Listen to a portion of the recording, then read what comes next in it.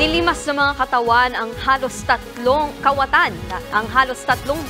pisong pondo raw ng DOLE at DENR para sa mga benepisyaryo ng TUPAD program sa Real Quezon. Yan at iba pa sa mga frontline na balita sa probinsya.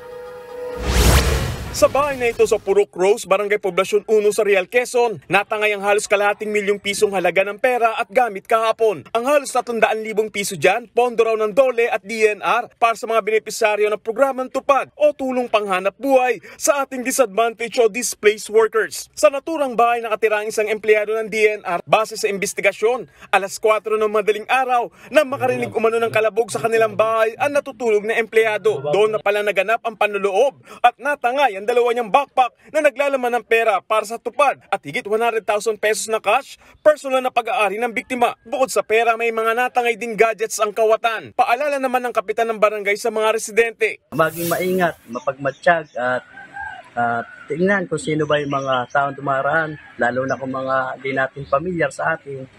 Agad po ipag-alam sa tanggapan po ng punong barangay. Patuloy pang inaalam ng mga otoridad ang pagkakakilanlan ng sospek.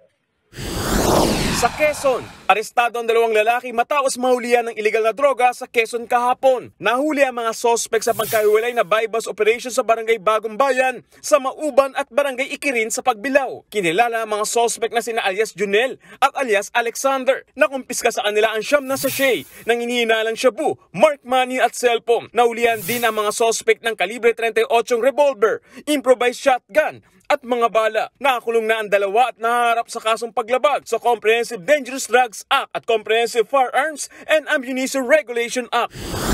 Kahong-kahong peking sigarilyo naman ang nasabat sa Rosario, Batangas. Aabot sa higit 1.6 million pesos ang halaga ng mga na-recover na kontrabando. Ikinasang operasyon matapos makatanggap ng reklamo ang PNP mula sa kumpanya ng pinaggagayaan umano ng mga peking sigarilyo. 2 sospek ang hawak ng mga pulis. Mahaharap sila sa kasong paglabag sa Intellectual Property Code of the Philippines at Graphic Health Warning Law. Nagbabalita mula sa Frontline, Gary De Leon, News 5.